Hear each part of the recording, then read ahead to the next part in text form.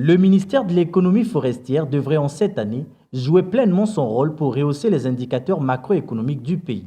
Pour mener à bien cette mission, ces cadres, agents et responsables de projets ont été fixés par la ministre de tutelle sur les enjeux, défis et perspectives 2024. Rosalie Matondo a, lors de cette réunion d'orientation, décliné 17 grands axes en vue de la mise en œuvre des politiques de l'économie forestière en accélérant les réformes enclenchées. Finaliser l'élaboration des textes d'application du Code forestier restant et les transmettre au secrétariat général du gouvernement. Ceci passe par la redynamisation du GETMA. Finaliser le processus d'adoption de la loi sur la faune et les aires protégées et ses textes d'application et transmettre ces textes d'application au secrétariat général du gouvernement au plus vite. Finaliser le processus de restructuration de notre département ministériel afin de l'arrimer au niveau actuel de sollicitation, notamment l'implémentation de ce nouvel organigramme. Finaliser la restructuration systématique des organismes sous tutelle et assimilés. Échec total parce que les instructions n'ont pas été suivies d'effet. Chaque directeur est responsable et tenu dès ce premier trimestre de venir personnellement me rendre compte.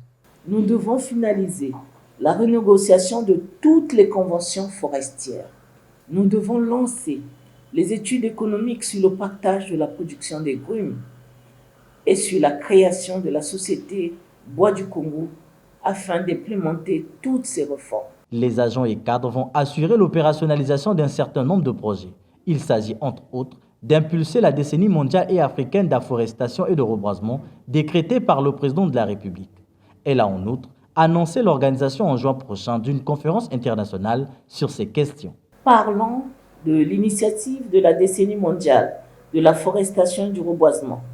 Le chef de l'État, son Excellence Monsieur le Président de la République, mentionne qu'en vue de son lancement, il se tiendra dans le tout prochain mois à Brazzaville la conférence internationale sur la forestation et le reboisement sous l'égide de l'Union africaine et du Forum des Nations unies sur les forêts. La date proposée, comme je vous l'ai dit, est le mois de juin 2024. En tant que département ministériel, porteur de cette initiative, et en tant que pays hôte, nous devons nous préparer dès à présent pour créer les conditions permissives d'une tenue réussie de cet événement de portée mondiale. Secteur stratégique dans la politique de diversification économique et la création des emplois, le ministère de l'économie forestière va participer à l'année de la jeunesse en créant des opportunités d'investissement en faveur de cette couche sociale. Il va donc renforcer la coopération avec les partenaires techniques et financiers.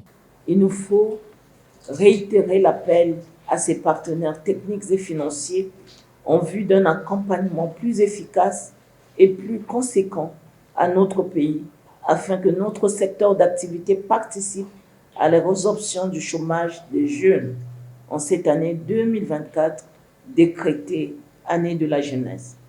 Les perspectives déclinées, Rosalie Matondo a instruit certains cadres à des missions précises afin de parvenir aux résultats escomptés. L'exemple pris par le chef de l'État pour illustrer le manque de suivi par les services publics, exemple portant sur la spoliation des forêts clonales d'eucalyptus, 6 autour de Pointe-Noire, patrimoine d'une haute valeur scientifique.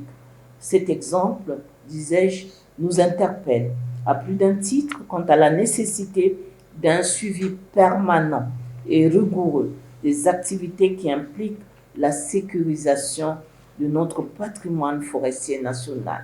Cette réunion d'orientation organisée ce 9 janvier a permis aux cadres, agents et ministres d'échanger les vœux de nouvel an, ce avant de saluer le travail accompli par tous en 2023.